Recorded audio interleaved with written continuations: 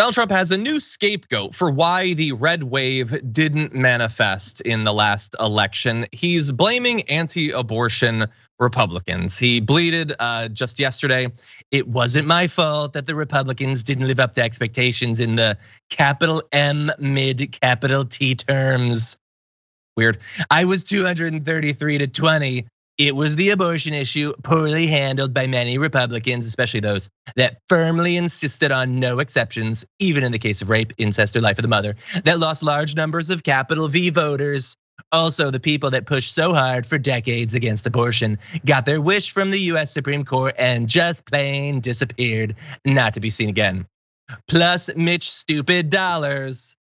I don't even know what that means. I think it means that he allocated campaign funds unwisely, which, yeah, maybe he did. He's got to throw in something about the broken old crow. Anyway, his bigger issue is with anti-abortion Republicans. And look, I think he's right and wrong. He's definitely responsible for some of those losses. I don't think it was on the Supreme Court or the anti-abortion Republicans that Herschel Walker was a train wreck or Dr. Oz was a horrible pick. Donald Trump was singularly, I think, responsible for some of those choices. But the direction that the Republican Party chose to go in, and I don't just mean in the election, I mean in pushing for Roe v. Wade to be destroyed, that definitely didn't help them. What's interesting though is that while I think he is kind of onto something, they are going to fight against this as much as possible. The Susan B. Anthony organization, this is an anti-abortion right-wing organization, they tweeted in response to this, "The approach to winning on abortion in federal races proven for a decade is this: state clearly the ambitious consensus pro-life position and contrast that with the extreme view of Democrat appointments." Yeah, you can tweet that. That doesn't make it true. People don't agree with your position on abortion. They don't today. They didn't in the midterms. They didn't 10 or 20 years ago. People have largely been in favor of reproductive rights as long as anyone hearing this has been alive. And for once, Donald Trump is trying to push them in the right direction, and they are going to fight against it. Mondale, what do you think? I think it's funny how Trump has no cut card. Trump will literally change his mind on anything at any given moment and act as if it didn't happen. We know that he was one of these extreme far-right anti-abortion people until he wasn't. Right? In 2020, he created this fetal tissue board that were all anti-abortion for at least 10 of the 15 people were so-called scientists, but all of them were anti-abortionists. And he went along with this. I mean, he tried to cut federal funding for fetal tissue research, all of that. So I think this idea that you can come in and he can do it. He's done it, and it's how he won an election. And the Republicans will allow him to do this, and somebody will take blame.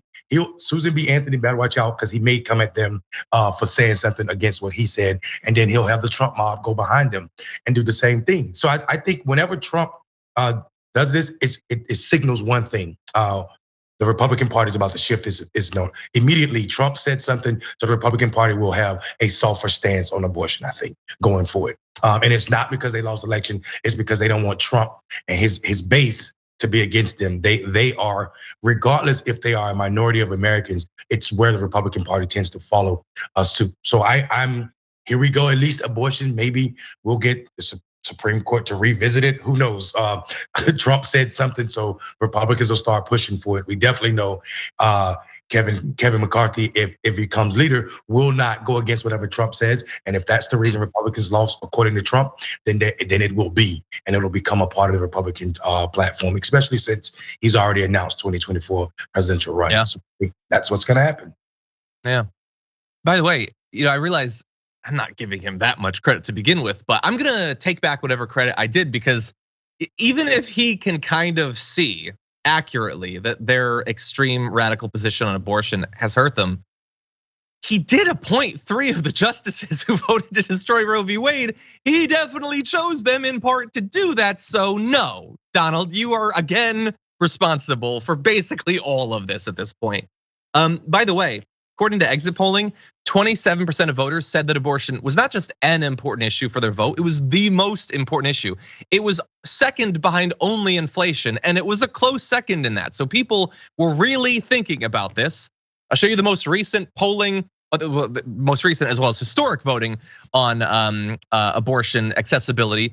By the way, while the percentage of Americans that believe that it should be legal under certain circumstances has been largely consistent for many decades at this point, you can see that once again, the legal under any circumstances has been shooting up over the past decade or so, especially sharply since Roe v. Wade was destroyed. So this is people responding to what they're seeing coming from the Republican Party.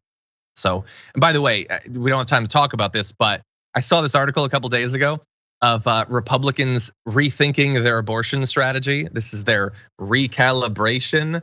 Again, this isn't like the Republican base. This isn't them changing their mind. This is a couple of Republicans in leadership who seem to agree with Donald Trump. We'll see if they're successful in actually changing course.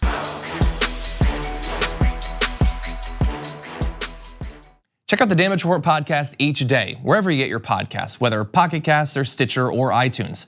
You can join me as I give you the news and stories you want, with a range of co-hosts and interview guests jumping in on the fun each day. Again, that's the Damage Report, wherever you get your podcasts. And if you get them at iTunes, don't forget to rate and review. Sometimes I'll read them live on the show.